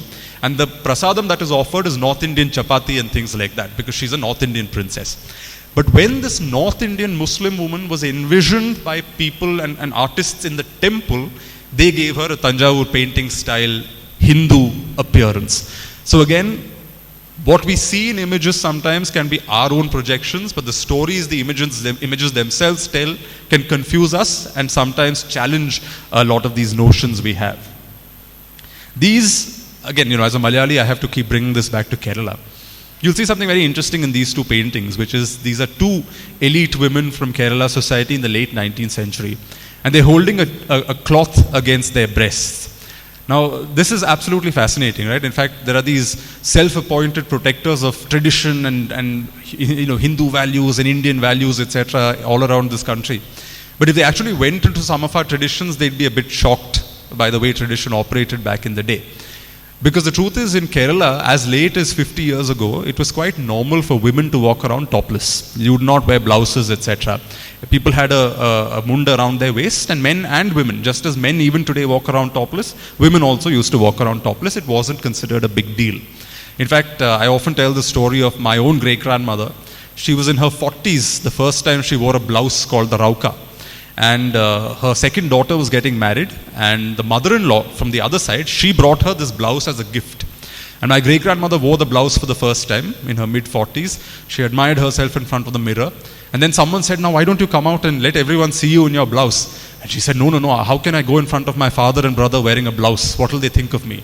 Because wearing a blouse was considered a bad thing. A dignified, respectable woman would never wear a blouse. The blouse was associated with courtesans and people like that who wanted to draw attention to that part of the body. A dignified woman would never cover herself. So that was the norm in which they operated. You have the half Malayali, half Irish author Aubrey Menon. His book, The Ramayana Retold, was one of the first books to be banned in India in the 1950s. It's a satirical take on the Ramayana. When his Irish mother came to his her Malayali husband's family, the Malayali grandmother sent a servant to this Irish lady saying, fetch her, I want to see my new daughter-in-law. And apparently, as Aubrey Menon writes, the servant lady came running back to the Malayali mother-in-law saying, Ayo, your daughter-in-law sitting there fully covered up. And the Malayali Amma said, oh, then she must be preparing for adultery. Because again, no respectable woman would sit covered up like that, especially not at home. Christian women, none of them used to wear blouses. But what you see in this picture is, these are portraits by Raja Ravi Varma. Now, Raja Ravi Varma operated in the Victorian period. Remember, the first image, Queen Victoria breastfeeding her child, is from the early part of the 19th century. By the end of the 19th century, after colonial education comes in, new value systems come in, a lot of this Victorian idea of morality is absorbed into Indian society. So now Malayalis are increasingly discovering that actually women should cover their breasts a certain way. Men can walk around as they want, but women's bodies have to be covered a certain way, otherwise it's bad. Except these elite women, they're stuck somewhere in my great-grandmother's mentality, but also wanting to change and look modern. So they're not prepared to wear a blouse yet, because the blouse is too much. They'll be considered harlots and courtesans, etc. So they won't wear a blouse. But they said, okay, we're posing for an artist. This will be displayed in front of Englishmen, etc. So we're going to hold a cloth against our breasts like this. So it's a kind of midway position. It's a compromise where they'll cover their breasts, but they refuse to wear the blouse. And eventually, of course, their daughters, etc., start wearing the blouse. In Cochin, the lady on the right is actually one of the queens of Cochin. Women used to wear this attire all the way till the 1960s. I was interviewing someone there and they told me that the women were so expert at holding the cloth like this that they tuck it into their armpits and they could even play tennis with the cloth like this. But again, these pictures are telling you about changing social attitudes. It's not just two elite women looking out of a painting. The positioning of the cloth there is about changing values, our gaze, our new changing morality, etc. Remember that this is also Tamil Nadu. This is a place where there used to be a courtesan at one point, a Devadasi called Muddu Palni in the 18th century. She was in Tanjavur, not in Madurai. But she wrote she wrote a work in which, the Radhika Santwanamu, in Telugu, in which it's about Radha and Krishna's romance. And Radha has personal desires and sexual desire in it. But because of this Victorian influence, by the late 19th century, a woman talking about these things was considered completely taboo. So although it was traditionally acceptable, it was no longer acceptable by the Victorian era. So when they first translated Muddu Palni into other languages, I believe they renamed, on the cover they put the name Muddu Pillai, because they said, let it sound like a man wrote this, because we can't let anyone know that a woman wrote this work of sensuous poetry, etc. So anyway, this is the transition of the Malayali bride. 100 years ago, this is how a Malayali bride would have looked. Then, of course, Victorian values and the arrival of the blouse. So this is how Malayali brides look today. The one thing in common is we Malayalis still love gold, and therefore there's no shortage of gold in either images. This is contemporary art. This is by an artist called Devi Yashodharan. It became quite a sensation at the Kochi Biennale a few years ago. And on the face of it, it's just South Indian men in veshtis. But she's making a point through this about men occupying public space in ways women never can. So this painting series was actually conceived by Devi Sitaraman, when she noticed how the corner shop, the tea shop, the local gathering spots, the places outside temples, these are all spaces where men can freely move around, where men can freely occupy these spaces, but women don't have that liberty. And in some ways, this is her artistic depiction of that. She doesn't need to write it down in so many words. By simply framing it in a painting like this, she's able to communicate that powerful point that women don't get opportunities to go and stand around like this with their veshti tied up around the waist and their legs exposed and, just freely standing around in a public space. Now, when we speak of paintings, of course, there are paintings that signal things, but there's also sometimes the stories of elements and ingredients inside the paintings. The man on the left is Raja Ravi Varma, the artist. But the painting on the right is a mythological work he did of Shri Krishna in the court of the Kauravas. So before the Kurukshetra war, Krishna has gone to negotiate on behalf of the Pandavas at the Kaurava court, and this is what the painting depicts. Now there are two things interesting about this painting. One is that the person who modeled as Sri Krishna was actually one of Ravi Varma's disciples, who was also an artist called Warrior, and that's Warrior's face that's used for Krishna in this painting. But what's interesting is the shawl that Krishna is wearing. This painting was done for the Maharaja of Mysore, the same man we saw in the wedding portrait. And that Maharaja had presented, Ravi Varma many things. Ravi Varma had done lots of paintings for him. Before this painting was made, one of the presents the Maharaja of Mysore made was to give him a long length of Mysore brocade silk.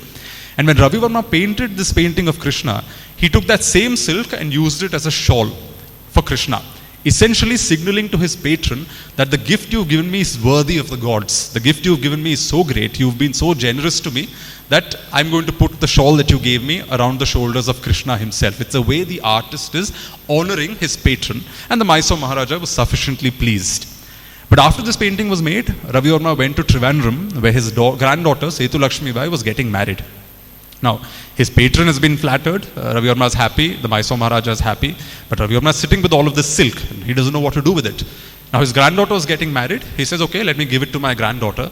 So the same silk given by the Mysore Maharaja, used around Krishna's shoulders in one painting, ends up around the waist of his granddaughter as her wedding skirt. And this skirt continued in the family. I don't know if the family members still have it, but sometimes even the objects and articles used inside paintings have their own journeys as to where they end up. Krishna's shoulders, divine attire in one painting, actual young girl's wedding dress in another painting. Now, I'll end with this slide because I mentioned that paintings also have human stories inside them. The painting on the left is Bhagiratha's penance, or it's also called the descent of Ganga, where Ganga comes down to the earth. And it's Shiva who is waiting to catch Ganga in his hair, because Ganga's force is so much that she'll destroy everything if she lands directly on earth. So she has to pass through to Shiva's hair. Now again, what's interesting is that the man who modeled as Shiva for this, if you go to Chennai and if you go to the government museum there's a certain artist called, his name is Padmanabhan Pillai, I think. Now this Padmanabhan Pillai was an artist in his own right, and he had a very nice moustache. And for some reason, Ravi Varma wanted to depict Shiva with a moustache in this painting, so he actually got this Pillai to come and pose as Shiva, and that is the person inside the painting. Again, another artist inside Ravi Varma's painting posing as a god. The painting on the right. I said in the previous painting that Ravi Varma's granddaughter was getting married. Now, because of the matrilineal system, this may not be familiar for those of you who grew up in Tamil Nadu, but back in the day in the matrilineal system, women had some control over who they married. My own great-great-grandmother, she was first married to this one man. Then she had a stillbirth of a baby girl. In the matrilineal families, girl children are more important than boys.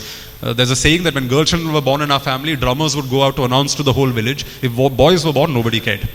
But when she had a stillbirth and the baby girl was born dead, the first husband came back and he was stopped at the door and they said, there's something wrong with you, that's why the baby died, and they sent him off. Remember, even now there are places in North India where women get blamed for not giving birth to boys, etc. Here the death of a girl was blamed on the father and they sent him off, and then she took another husband. Now in this painting on the right, it depicts Sri Rama vanquishing the sea. This is Sri Rama waiting to cross into Lanka before the great battle with Ravana. And he's about to, the sea is not giving him space to go. So the bridge has to be built. And this is Varuna, the sea god, saying, okay, fine, we'll give you space. Otherwise, he's threatening to attack the sea. Now, for this painting, the person who modeled is a young relative of Ravi Varma's called Rajaraja Varma. Rajaraja Varma, in the previous picture, we saw Ravi Varma's granddaughter. When she reached marriageable age, again matrilineal system, she was taken to a balcony and she was presented two boys. And they said, now pick whichever one you like. And everybody, all the older women said, oh, the older boy is Rajaraja Varma. He goes to the gym, he's well built, he's older, better looking, more handsome. You must pick him. But Ravi Varma's granddaughter thought, no, he's a bit too good looking for me. She was a bit intimidated by him. So she chose his younger brother, who was one scrawny 14, 15-year-old teenage boy. She said, I'll handle this one better. I can't handle this good looking model type. So Rajaraja Varma was rejected as husband by Ravi Varma's granddaughter, but Ravi Varma used him as a model for this painting. And he ended up becoming permanently enshrined. It hangs in Mysore Palace as Sri Rama vanquishing the sea, as Rama himself. In fact, when these paintings were first hanged, people would go and pray in front of them, because this is the first time gods were depicted in these oil painting style, this Western style of oil painting. So in Mysore Palace, people would sometimes stop in front of Rama's painting, they would pray, etc. Whereas in reality, the person who modeled and posed as Rama, what happened to him later? He was rejected by Sethu Bai's husband, so he could never become the Rani's husband. He ended up joining the Travancore police and ended up retiring as DSP of police in Kerala. So every time people in Mysore used to go and pray in front of this Rama, they didn't realize that they were actually praying in front of a young man who walked around in khaki shorts and retired as a policeman in Kerala. But my favorite is the middle painting, because that depicts a story from Ravi Varma's own ancestral home. He grew up in a place called Kilimanur. And in Kilimanur, they had this story about a temple attendant who accidentally, for these bathing ponds that were there back in the day, there were different kinds of ghats. So men used one bathing ghat, women used another bathing ghat, etc.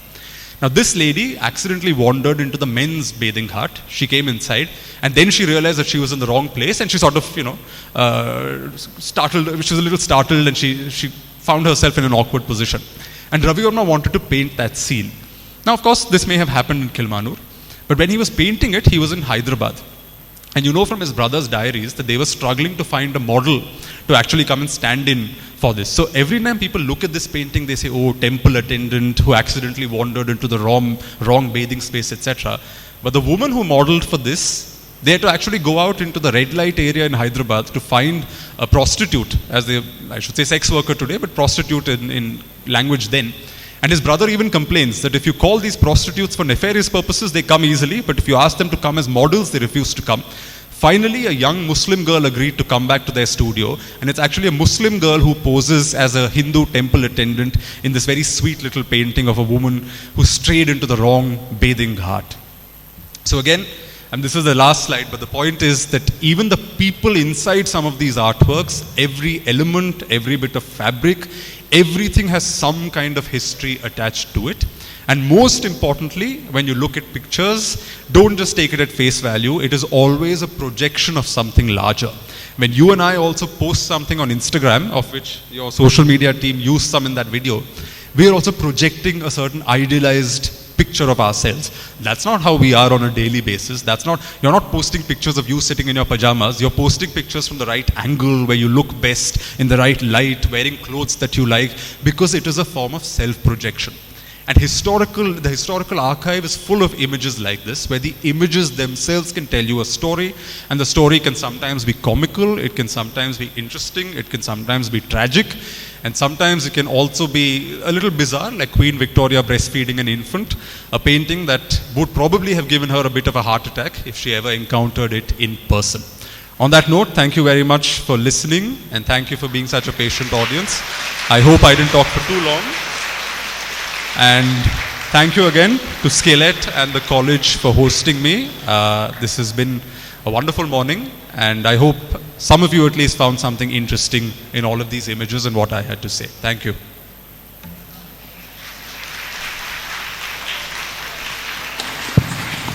Thank you, sir, for this scintillating lecture. Thank you for reminding us that there is history in every nook and corner if we just learn to look closely. With that thought, we now open the floor to questions. For the very wonderful talk. I have a question about being an how objective are you as a historian? Because when you mentioned the topic about Sati and the various narratives, don't you think that as modern Indians, we ascribe a lot of our regional narratives about being progressive, especially Kerala being very progressive as compared to Tamil Nadu? When you mentioned that the few Sati cases that were mentioned that were outlawed in Kerala were the Tamil ones. I don't know how, even Tamil Nadu Sati is not a thing at all as far as I know. So how do you think whether are we ascribing the very progressive Malayali to the historical past and the relatively not progressive Tamilian to that? So would you like to say the occurrence of Sati, as far as we've seen it in Tamil Nadu or even the Madras presidency, used to happen in political families. So not ordinary families, not trading castes, not Brahmins, but usually ruling families, princely families, they sometimes used to perform sati. For example, I think the Raja of Ramnad at some point passed away, and dozens of women ended up committing sati with him, because that was seen as a mark of Kshatriya valor. So in some segments it was practiced. In Kerala it was not done because, as I said, most of the castes, including the ruling castes, the Kshatriya castes, were matrilineal. So the women, marriage was not considered that important. More than husband, wife, brother, sister was the bond of the family. So it's not really about progress. It's just that historically there were conditions that did not permit sati in Kerala. The only patriarchal community were the Nambudiri Brahmins. And the Nambudiri Brahmins have 64 special rules that make them distinct from Tamil Brahmins and other Brahmins. And one of those distinct rules is not to commit sati. So even the Nambudiri Brahmins were not committing sati.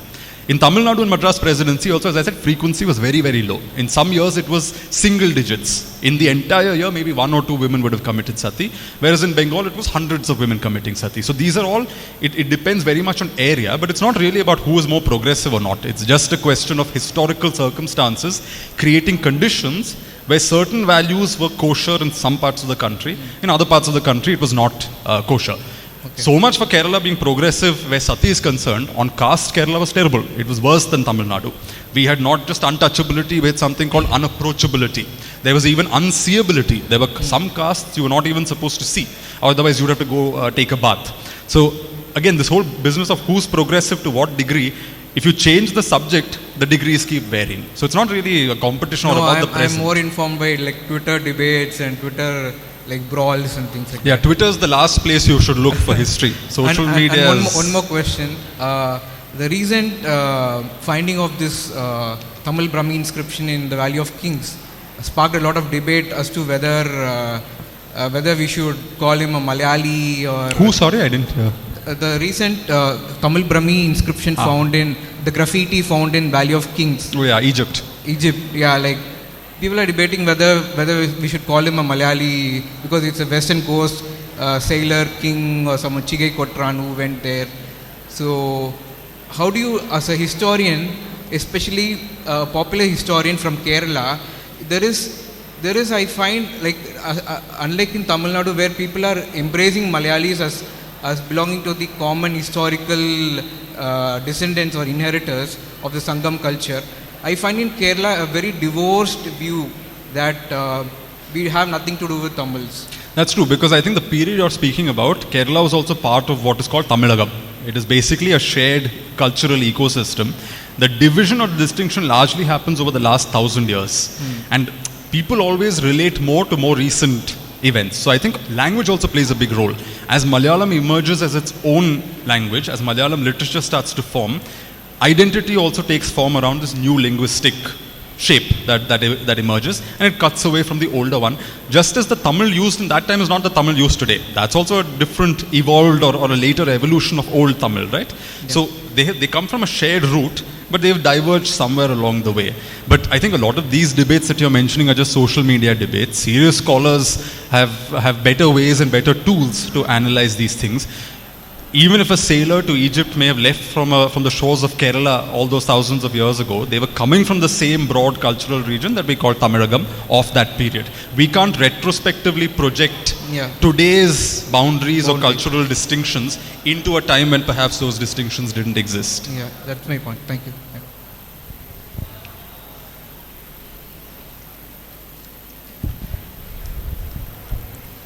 Hi, thank you for the presentation. I was interested how you showed the difference in the Malayali woman when the matrilineal system was more strong compared to more modern times. Sorry, I can't hear you properly. Sorry, can you hear me now? Yeah, better. I was interested in how you showed the difference between the Malayali woman when the matrilineal system was stronger compared to more recent times. I was wondering how colonialism affected the matrilineal system through the decades.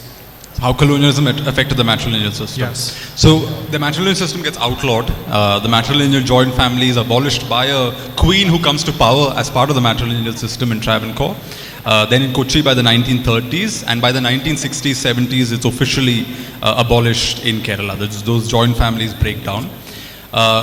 it changes because of colonial education. There is this new notion of the nuclear family of man, wife and children that comes into the general imagination and popular imagination, whereas earlier family was conceived of woman, her children and her siblings and others born in the female line occupying the same domestic space. That's how matrilineal families were conceived of.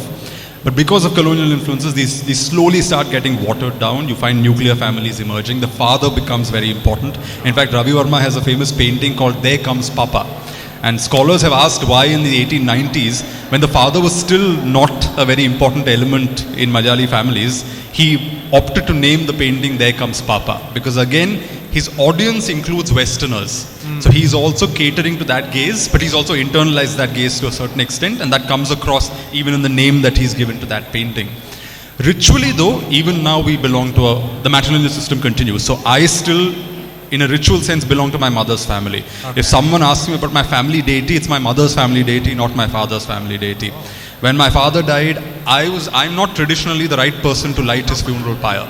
I have no right. It's his sister's children who should be lighting the funeral pyre. In practice, I did it. But ritually speaking, Hindus have this thing of ritual pollution. So for 10, 12 days, you're not supposed to go to the temple, etc.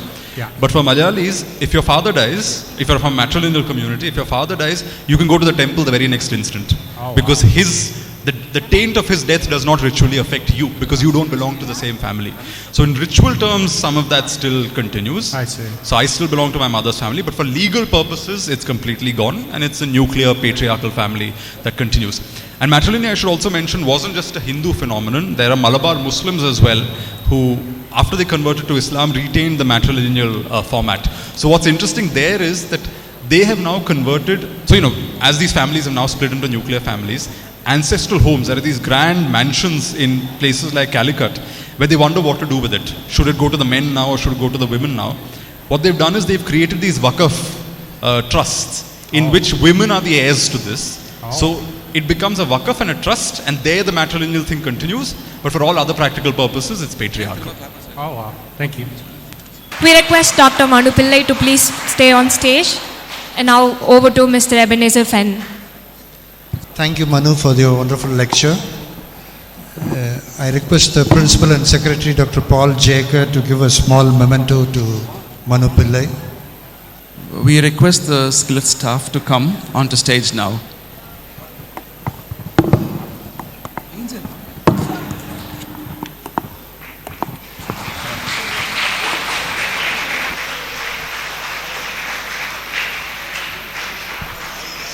I call upon the SCILET staff to come on stage for a group photo.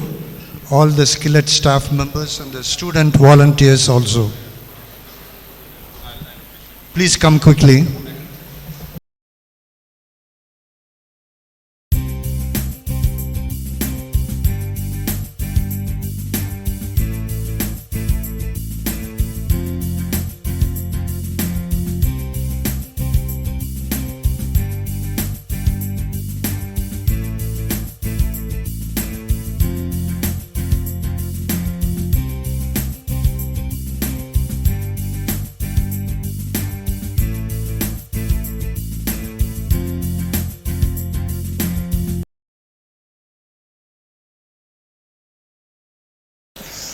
I call Mrs. Sabida Robert to come on stage to give a small memento.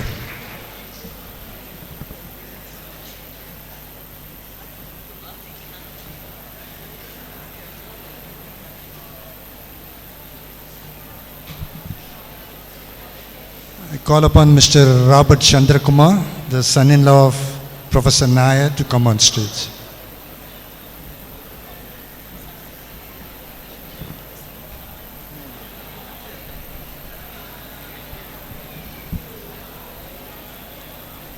I call Dr. Beulah Jayashri, the Principal and Secretary of the Lady Doe College, to give a small memento to Manu Pillai.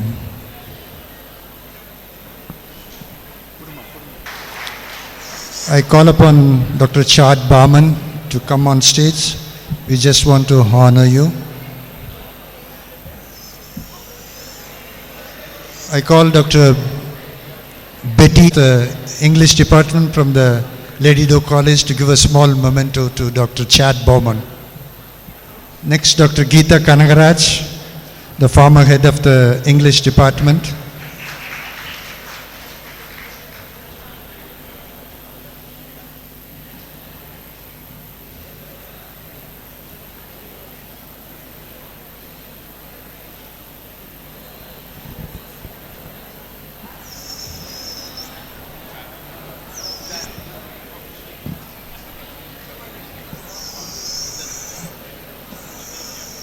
Dr. Tulasi Raj from the Executive Director of the Aravind Hospital to give a small memento to Mr. Chad Bowman.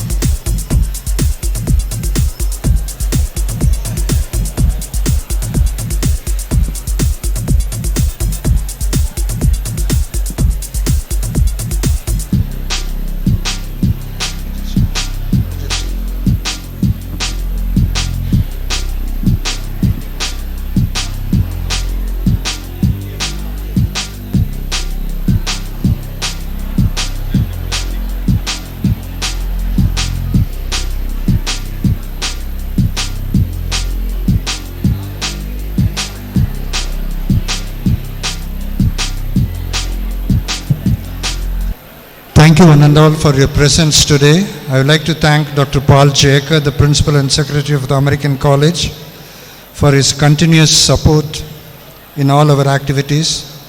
A special thanks go to Dr. Samuel Anbuselvan, the Vice Principal, Dr. Beulah Ruby Kamalam, the Bursar of the American College, Dr. K. Ravi, the Postgraduate Head of the English Department of the American College, Dr. Sagi Meghanathan, the UG Head of the English Department of the American College, Dr. Joel Timothy, Head of the Self-Finance UG and PG, the participants from the Lady Doe College, Yadava Women's College,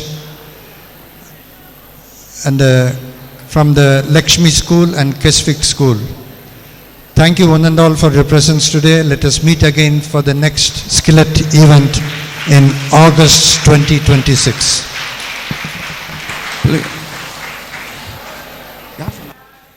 Please stand for the national anthem. जनगण मन अधिनायक जय हे भारत भाग्य विधाता पंजाब सिंध गुजरात मराठा द्राविड उत्कल बंगा विंध्य हिमाचल यमुना गंगा उज्जल जलधि तरंगा तव शुभ नामे जागे तव शुभ आशीष मांगे गाहे तव जय गाथा जनगण मंगलदायक जय हे भारत भाग्य विधाता जय हे जय हे जय हे जय जय जय जय हे